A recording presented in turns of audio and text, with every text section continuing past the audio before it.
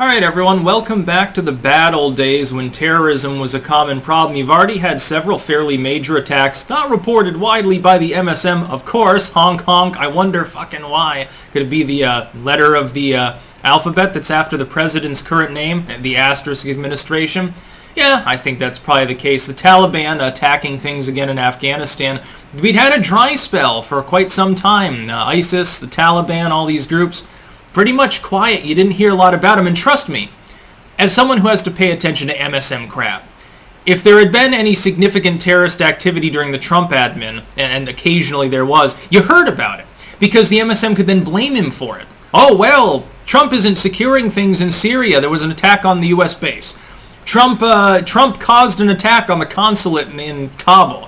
Trump caused an attack in Buttfuckistan or something like that. That's the reporting you got. So ultimately, for 4 years, you actually got fairly good journalistic reporting on U.S. foreign policy simply because the smallest thing that went wrong was amplified and then reported on. You had to pick through the story to get the propaganda sorted out, but you knew that there had been an attack. Now, probably most of the people in the United States don't even know that there was, literally the other day, a major terrorist attack in Afghanistan. They probably don't know about it. They probably don't know about the skirmishing on the borders of, Tajikistan and Kyrgyzstan, if I remember correctly, a couple of Central Asian countries. Now, they're south of Kazakhstan, the one, that Borat is from. Just a joke. Of course, I know that that's not true. By the way, parts of that film filmed in Romania. Apparently, the villagers there at the outset were furious after they realized what the film was actually portraying them as. But anyway, Biden is practically inviting terrorism, and I think I know why. His moving back of the withdrawal date in Afghanistan, for example, gives him the ability to say, well, Trump brokered this withdrawal deal and I tried to clamp things down by pushing it back so that we could be more organized because he just wanted to leave pell-mell and helter-skelter.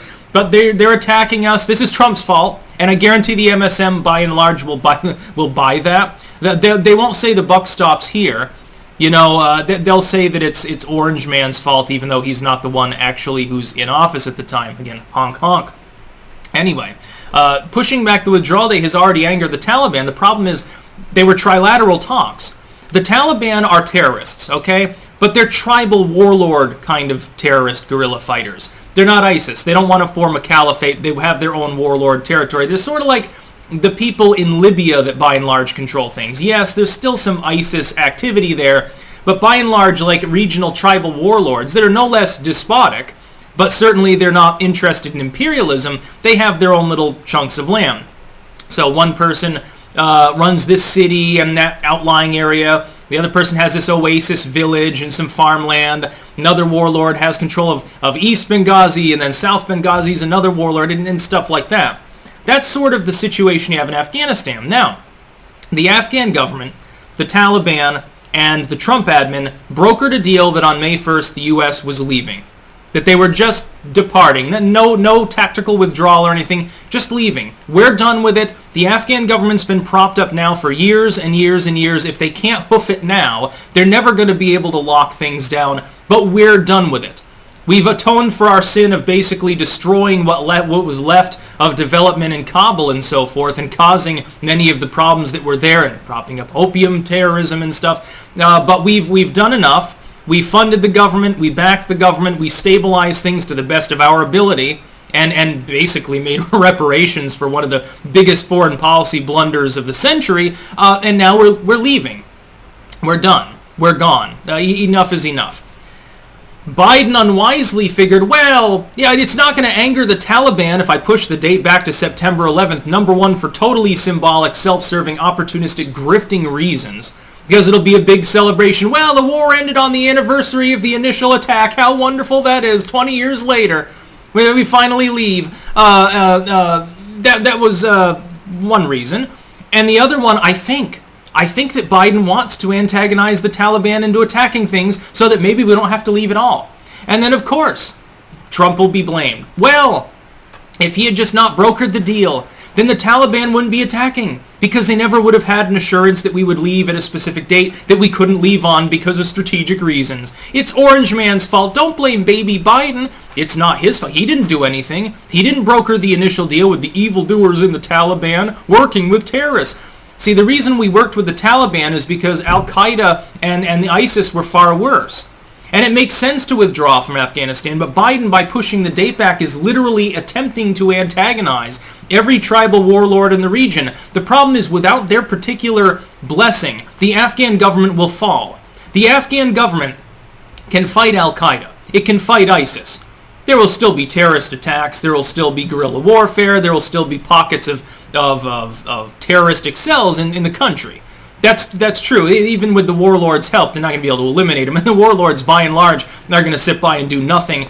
But having them not contributing to ISIS and Al-Qaeda is a good thing.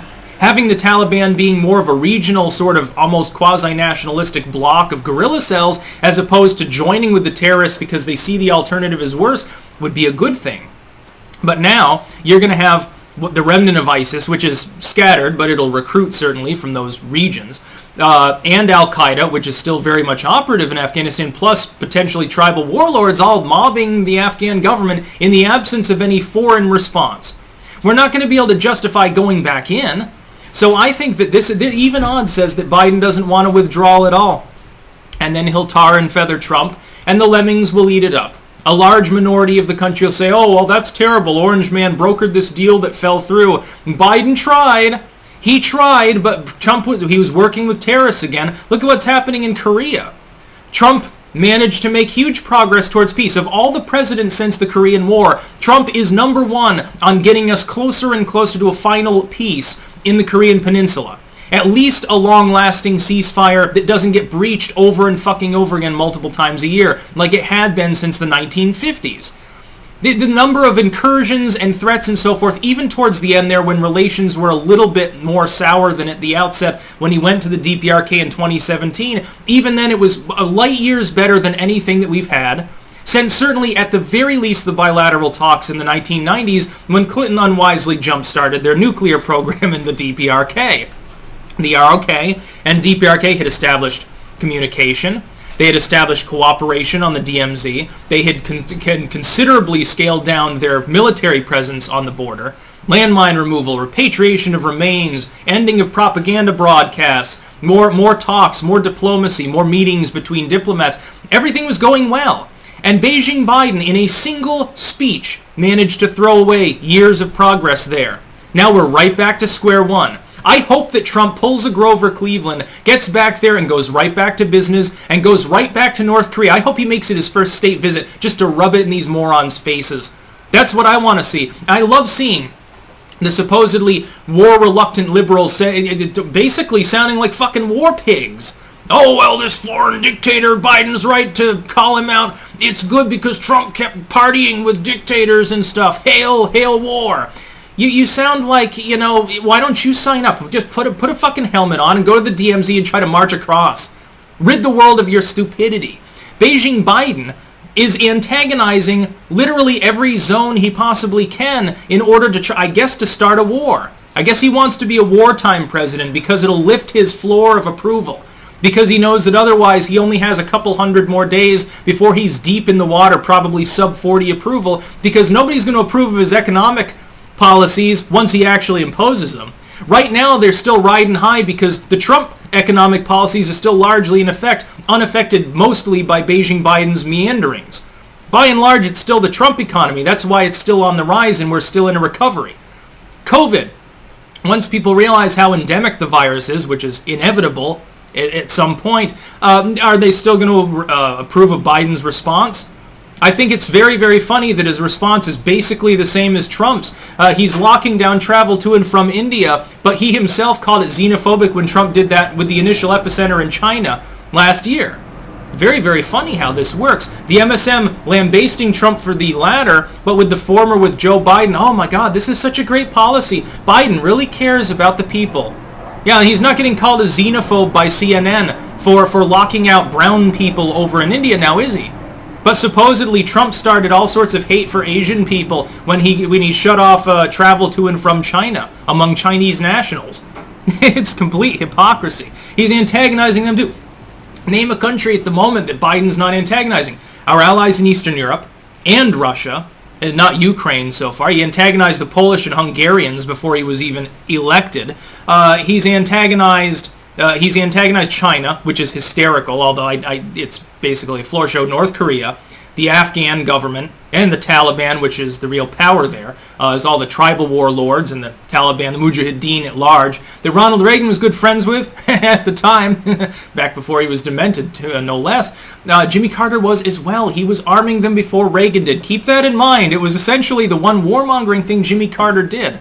Very, very funny because people thought he was pro-Soviet at the time. Nope. You can still buy 70s and 80s era guns and grenades over there for dirt cheap and go out into the hinterlands and throw them around and have a good time until someone beheads you. He's antagonizing the Syrian government. He's antagonizing the Iraqi government. Who the fuck is Biden not antagonizing, trying to get some sort of fighting going? He's probably going to be a wartime president if he lasts long enough, and if not, Kamala will take over, and she'll definitely be a wartime president. She'll do it just to get reelected. She'll do it just to show she's a strong, empowered, commander-in-chief woman. She can slaughter people in foreign nations just as well as any person with a penis. That's about all. Peace out.